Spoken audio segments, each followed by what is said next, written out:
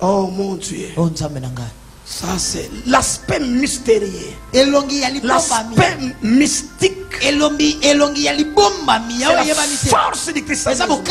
Nous sommes devenus faibles parce que nous avons enlevé l'aspect mystique. Et c'est ce qui fait notre faiblesse. Normalement, je dis normalement pour dire que les choses ne sont plus ainsi. Si nous donnons à cette paroisse le nom de Saint Marc ou Saint Thomas, nous devions avoir quelque part un peu des eaux du Saint Thomas. C'est ça la tradition. Et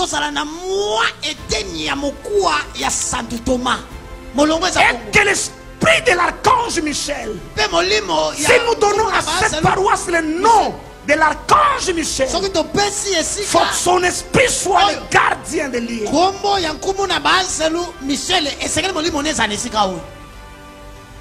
Normalement.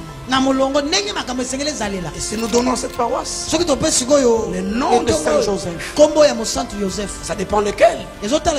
Dans l'histoire d'église, il y a eu plusieurs saints. Mais si c'est le Joseph de la Bible, nous devions normalement avoir. Les gens qui viennent prier avec nous ne verront pas. Mais il faut qu'il y ait un peu des eaux de Joseph pour que son esprit nous accompagne et que son esprit nous aide. On sait que nous avons besoin. Oh mon Dieu. Les Grecs parlent et pleurent Alexandre le Grand. Il pleure et pleure Alexandre. C'est le plus grand grec qui existe. Le plus grand grec qui a donné la fierté. Je suis en train de dire quoi? Je suis en train de dire que parce que nous sommes des chrétiens, nous avons besoin d'être initiés dans l'aspect mystique du christianisme. Et l'aspect mystique du christianisme consiste à avoir un peu des eaux de Jésus avec chacun de nous. Si les nations ont leur mort, nous avons également notre mort. Le christianisme est fondé sur la mort d'un homme. Je vais t'expliquer dans le jour qui peut être la semaine prochaine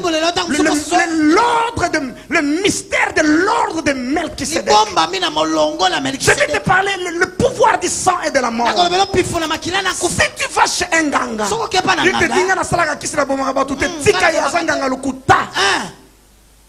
là où quelqu'un ne meurt pas, il n'y a pas de force de puissance.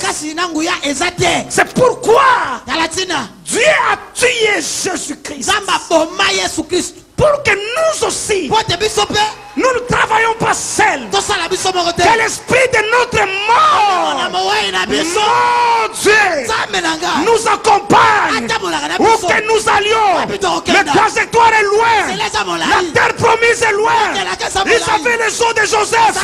Nous devons avoir les eaux de Jésus jusqu'à ce que nous entrons dans la terre promise. Des choses que des vivants ne peuvent pas faire. Leurs morts vont les aider à accomplir. Nous avons un revenant, quelqu'un qui est mort, qui connaît le secret de la mort, connaît le séjour de mort. Oh, je parle de mort. Je parle de mort.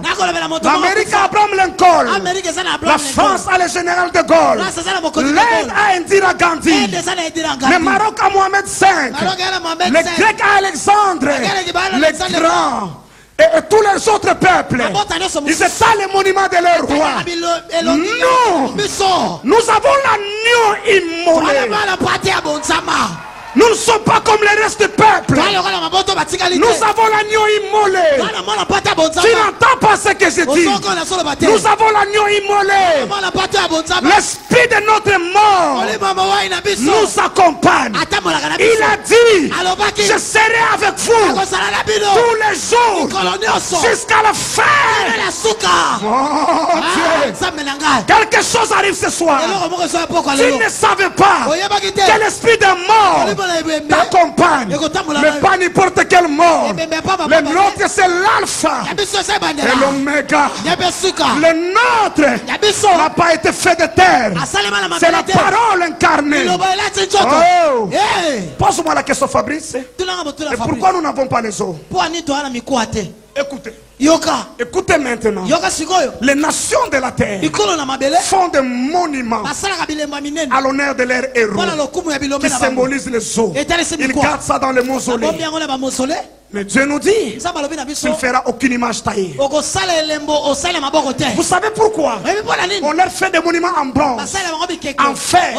On leur fait des leurs os. Parce qu'on savait que leur chair pourrira. Leur sang va périmer. Si un médicament est expiré, on le mange plus. Si un produit dilé est périmé, ça donne la maladie. S'ils gardent le sang et la chair de leur mort, ça va un jour pourrir. Et comme ça va pourrir, ça sera périmé. Ils ont besoin de garder les os. Mais le nôtre savait, sa chair ne pourrira pas, son sang ne périmera pas. Il dit: je vous donne pas les os, mais je vous donne ma chair, je vous donne mon sang, parce que la Bible déclare: l'âme est dans le sang, l'âme est dans le sang, et le sang habite dans la chair. Quelqu'un dit yes.